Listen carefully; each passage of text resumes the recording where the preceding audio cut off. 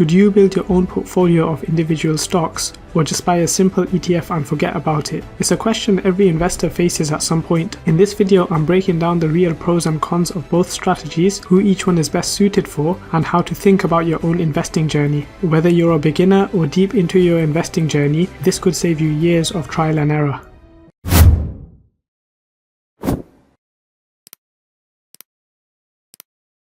Welcome to the channel, friends. In today's video, I'm going to talk about the difference between individual stocks and ETFs, why you should invest in one or the other, and how you can use the information to decide for yourself. If you're watching this video, you're either new to investing, you've not invested, and you're thinking about how to get started, or people have been telling you that they've been investing in ETFs or index funds and they can't be bothered investing in individual stocks, or you've just been recommended by someone else just to look into ETFs or certain individual stocks and you don't know whether to actually do it or not. A common question people get asked when it comes to investing is, what do you actually invest in? Do you do stocks? Do you do cryptocurrencies? When it comes to stocks, they then get asked, do you do individual stocks or do you do index funds or ETFs? And if someone's not really invested in the markets or anything, they probably have no clue what on earth any of that means. And sometimes even people that are investing, they don't really know what they're actually investing in until very late on when they've actually lost money. So let's go straight in. So the first thing I'm going to go through is what is meant by individual stocks.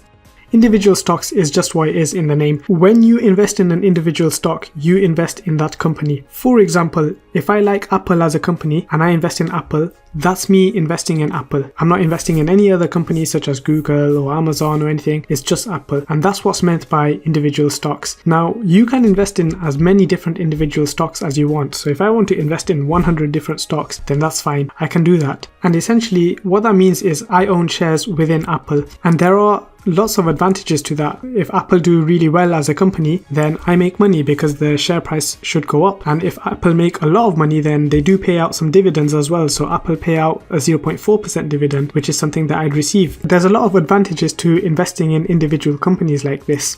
As you can imagine, there's probably a lot of disadvantages to this as well, which I'll cover later on in the video. Then the next thing is, what are ETFs?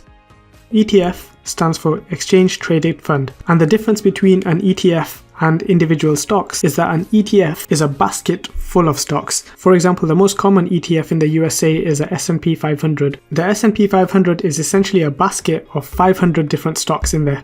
And out of the 500, this is how the top 20 are made up. So majority of it is Apple, you've also got Microsoft, Nvidia, Amazon, Meta, etc. So rather than investing individually into 500 different companies, you can invest in something called an ETF, such as the S&P 500, and these are the sort of companies that it has in it, as well as 480 others. I personally don't invest in the S&P 500 and I'll tell you why later on in this video, but I'm just using this as illustration purposes because this is one of the most popular ETFs in the USA and worldwide. These ETFs are usually managed by specific companies. So for example, this ETF here is managed by a company called S&P Global. There's other ETFs managed by other companies such as the MSCI, etc. So they are managed by professionals, and usually there's an ETF for every sector you can think of. So this is more of a diversified ETF, but it's mainly USA stocks. But there's also an ETF called IWDA, and this is the MSCI World ETF. This one has about 1,300 companies, but it's worldwide. It's not just the top US companies, although the US companies do make a very large proportion of this. So these are just examples, and let's just say I'm interested in semiconductors, then there's an ETF for semiconductors, the SMH. And if I'm interested in gold,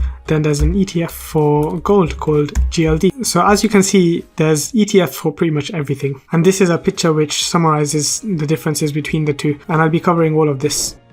So now let's compare different things about stocks and different things about ETFs. So the first thing you need to be aware of in terms of stocks versus ETFs is the risk and the volatility. With individual stocks, you're investing in an individual company, for example, Coca-Cola or Apple. Now, if Apple does great, then great, you've made a lot of money. However, if Apple does do really bad, then you're also likely to lose money. And very unlikely scenario, but let's just say Apple goes bankrupt, then you've lost all of the money that you've put into Apple because the company's gone bankrupt. Whereas with an ETF, because it's a basket full of a lot of companies, so for example the S&P 500 being 500 companies, if one of the companies within the S&P 500 was to go bankrupt, it wouldn't have that big of an effect. on the price of the S&P 500 because it's just one company out of 500.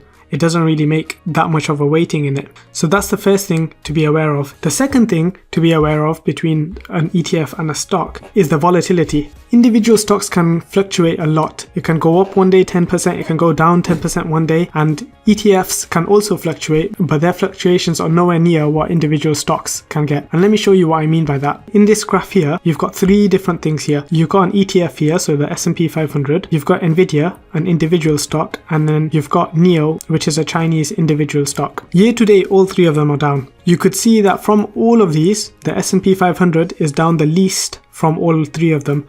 Nvidia is down almost 25% and NIO is down 20%. Now if I switch to the 1 year, over the last 1 year, the S&P 500 is up 5%, Nvidia is up almost 30%, and NIO is down 12%. So from this you can see that S&P 500 has got similar performances to individual stocks, however it's much less volatile. It goes down less and it goes up less as well. And if I switch to 5 years, the S&P 500 is up 86%, Nvidia is up over 1000%, and NIO is up 20%. And if I go on all-time charts, then you could see that the percentage with Nvidia is much higher. So the summary from this is individual stocks are much more volatile than ETFs, but at the same time, the potential for making more money is greater with individual stocks. The second thing you need to be aware of when comparing stocks and ETFs is the time commitment that you need to do for research and management of your portfolio. So when managing an ETF, there's lots of different stocks within it, and this is usually managed by a different company. So for example, the SMH is managed by a company called Van Eck. If they feel that, the weighting for Nvidia is too much on here, then they'll reduce it. And if they think that, Qualcomm will do good, then they'll increase the weighting of Qualcomm. And likewise, they'll do that with all of the companies in there, and they will manage the ETFs accordingly. You don't really need to do anything. On the other hand, if you have a portfolio of say 10 individual stocks, you're in charge of how you manage that. You're in charge of when you buy that. You're in charge of when to sell it. You're in charge of everything basically. You're in charge of choosing the stock as well. You need to do research. So for example, if I'm interested in investing in Apple, I'm responsible for checking all of the financials, responsible for checking all of the segments, the KPIs that Apple has. I'm in charge of looking at all the ratios. I'm in charge of deciding when to actually buy Apple, at what price to actually buy it at. I have to do this for all of the companies that I invest in individually. So it takes much longer to do this. And every 3 months when Apple does have their earning calls, it's my job to then look at the investor relations and go through how Apple did in their earnings and decide whether Apple is still something that I want to continue holding, whether I want to buy more or whether I should get rid of it. So these are all decisions I have to make from doing my own research. And if you're not invested in stocks, then this is something very difficult to do. The next thing that you need to be aware of is the control and flexibility side of things. Individual stocks, you're in charge of what you buy. You can pick whatever company you want to buy. If you want to invest in 10 companies, you can choose those 10 companies. You can choose how much you're putting into each of them. Whereas with an ETF, I'm going back to the semiconductor ETF. With an ETF, how much you put into the ETF, it will be spread into these companies with these weightings. You can't change these weightings. So if you put in £100, £20 will go into Nvidia. You put in £100, £11 will go into TSM. You can't change that. If you feel that Qualcomm is going to perform better than most of these others, then you can't change that. You can't put in more money into Qualcomm. The other thing with ETFs, and it's one of my reasons for not investing in the S&P 500, is if you don't agree with how a certain company operates, or if you don't want to invest in a certain company, then you can't just magically take that out. So for example, Intel has been a massive underperformer recently, and their revenues are going down and things like that, but they're still part of this ETF. So if I'm putting money into the SMH ETF, that money is going into Intel. And if I don't want to invest in Intel, then unfortunately my money is still going to go into Intel. And similarly with the S&P 500, there's a lot of companies which I don't agree with. There's a lot of defense companies in there, so companies which deal with aircrafts, bombs and things like that. There's a lot of alcohol companies, there's a lot of tobacco companies, things like that. I don't really want to be investing in those companies, even if they're making a lot of money. I don't feel comfortable in putting my money into those sort of industries, and that's one of the reasons why I personally don't invest in the S&P 500. So that's the other thing to be aware of with ETFs. You don't have full autonomous control into what you're investing in. The final thing that you need to be aware of with ETFs is the expense ratios. When you invest in an ETF, the company that actually manages the ETF, they need to make money somehow. So they charge something called an expense ratio. Every ETF has this. So for example, the SPY, the S&P 500, you can always check this by going on their website and it will tell you what their expense ratio is. So for example, the S&P 500, the SPY, their expense ratio is 0.09. I'm just going to call that 0.1. Now what I'm doing here is I'm just putting a calculator here. So with an expense ratio of 0.1, if I start off my portfolio in the S&P 500 with £1,000 right now, and then I add £200 every single month, assuming there's a 0% trading fee, which some exchanges do charge trading fees, but something like Trading 212 doesn't, so I just kept it at 0%. Assuming I make 10% profit on the S&P 500 every year, and let's just say I invested for 10 years, in total I would have put in £25,000 and the expense ratio would have cost me £257 after 10 years, which is very small. The S&P 500 actually has a very small expense ratio only because it's such a popular ETF. There's so many people that invest in it, put money into it. They don't need to have a high expense ratio to make a lot of money. If I change this to 20 years now, I've put in £49,000, but my expense ratio is now almost £2,000. It's getting very close to what I've actually invested. And if I change that to 30 years, £73,000, and the expense ratio is over $9,000. You could see how this can start eating into your profits. Similarly, I'm now going to show you the same thing but with the SMH, the semiconductor ETF. With the semiconductor ETF, it's a very high-flying ETF, meaning that when it is profitable, you make a lot of money. So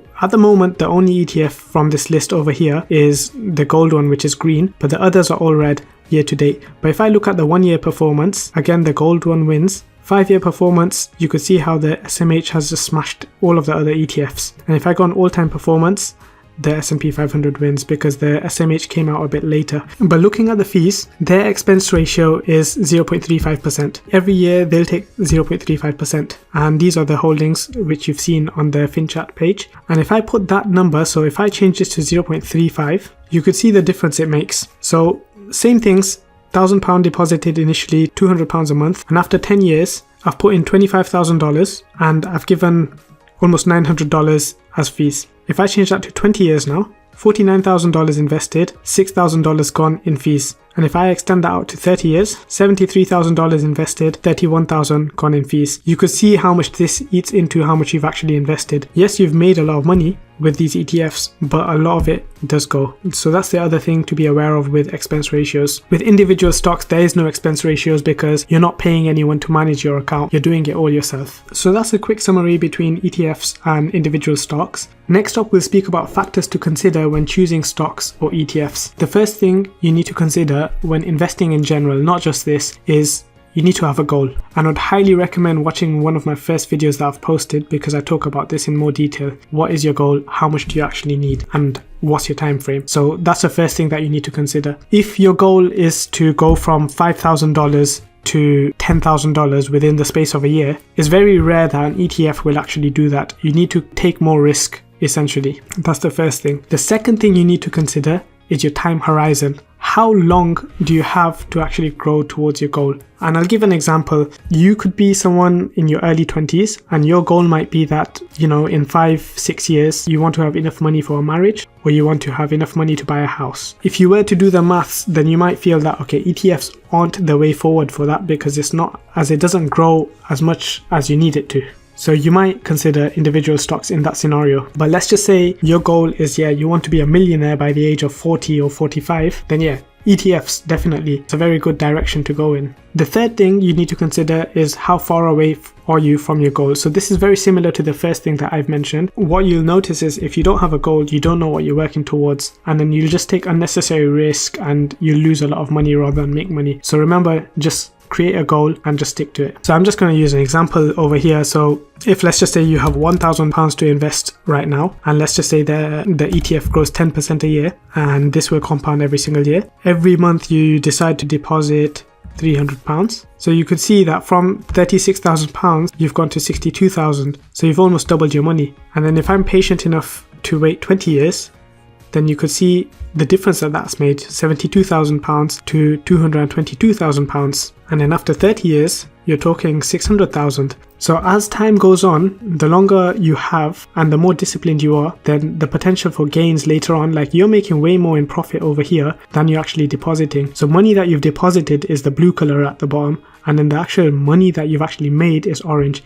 And at some point, initially you're putting in more than you're making, but then eventually that flips. You make more than what you're actually putting in, and that's what you want. If you don't have 30 years, you only have 5 years to achieve some of the goals, you might need 20% annually. An example being is 18,000 to 31,000 after 5 years. And in order to do that, you need to grow 20% a year. So that might be one of your goals, but it's not common to make 20% a year on ETFs. So this is why you need to see what your goal is and then plan accordingly. One thing to mention is you could do a hybrid approach, meaning in your portfolio, you can have a mixture of both ETFs and individual stocks. So you might feel that, you know what, I'm definitely going to put £300 a month into ETFs, but I also want to experiment and invest in a few individual stocks and see how that performs over time. Yeah, that's definitely worth doing. And to be honest, if you're young, I definitely recommend that. The reason being is because an ETF will help grow your money over the long run, but at the same time, you could also watch videos like learn how to research stocks yourself and eventually build the confidence to be able to invest in individual stocks and hopefully make more money that way.